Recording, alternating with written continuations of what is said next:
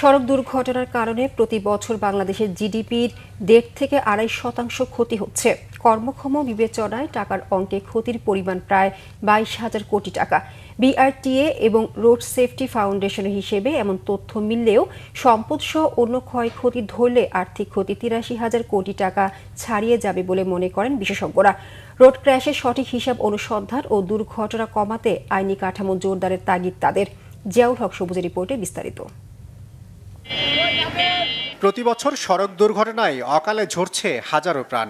শুধু সরকারি হিসাবেই প্রতি বছর দুর্ঘটনা যেমন বাড়ছে, তেমনি পাল্লা দিয়ে বাড়ছে হতাহতের সংখ্যাও। সবশেষ ২০২৪ সালেও সড়ক দুর্ঘটনায় প্রাণ গেছে ৭,২৯৪ জনের। হতাহতের সংখ্যা নিয়ে রোড সেফটি ফাউন্ডেশন কিংবা বিআরটিএ এমন তথ্য দিলেও বিশ্ব স্বাস্থ্য সংস্থার ২০২৩ সালের হিসাবে বাংলাদেশে ঝরে গেছে ৩২,০০০ তাজা প্রাণ, যাদের ৮০% বয়স ছিল ১৮ থেকে ৬৫ বছর। এসব দুর্ঘটনা শুধু প্রাণী কেড়ে নিচ্ছে না, রক্ত ঝরাচ্ছে দেশের অর্থনীতিতেও।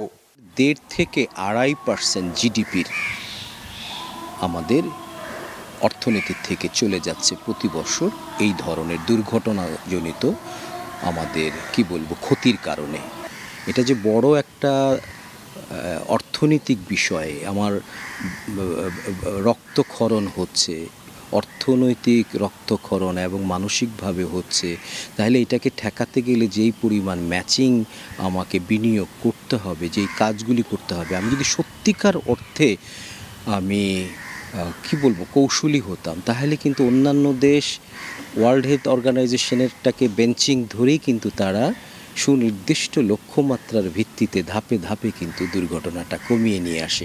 আর আমাদের এখানে হলো যুদ্ধ আরম্ভ করে দিয়েছি ওয়ার্ল্ড হেলথ অর্গানাইজেশনের বিরুদ্ধে। সড়ক নিরাপত্তা নিয়ে বৈশ্বিক প্ল্যাটফর্মে কাজ করা এই বিশ্লেষকও মনে করেন, দুর্ঘটনার অর্থনৈতিক ক্ষতি কমাতে দায়সারা পদক্ষেপে কোনো সুফল মিলবে না। অর্থনৈতিক বার্ডেন ছাড়াও এই যে এতগুলো মানুষের মৃত্যু, এই পরিবারগুলোর যে উপরে যে বোঝা, এটা আসলে সবসময় তো অর্থনৈতিকভাবে এস্টিমেট করাও যায় না। এটা কমিয়ে আনার একমাত্র উপায় হচ্ছে বিশ্বব্যাপী যে প্রমাণিত যে উপায়গুলো আছে সেইগুলোকে আমাদের দেশে ইমপ্লিমেন্ট করা। এবং একটা বড় বিষয় হচ্ছে, একটা বড় উপায় হচ্ছে আইনি কাঠামোটা সেভাবে তৈরি করা, কম্প্রিহেন্সিভ ল করা, রোড সেফটি ল করা, যেটাকে সড়ক নিরাপত্তার জন্য আলাদা একটা আইন করা, যে আইনটা ভিত্তি হবে সেফ সিস্টেম অ্যাপ্রোচ। দুর্ঘটনার কারণে সড়কে যত লোকের প্রাণহানি হয় তার প্রায় ৯২%ই স্বল্পোন্নত বা অনুন্নত দেশে। এই বিবেচনায় বাংলাদেশের ঝুঁকি অত্যন্ত বেশি হয়। সড়ক নিরাপত্তায় আরও বেশি মনোযোগ দেওয়ার পরামর্শ বিশ্লেষকদের। জিয়াউল হক সবুজ, বাংলা ভিশন, ঢাকা।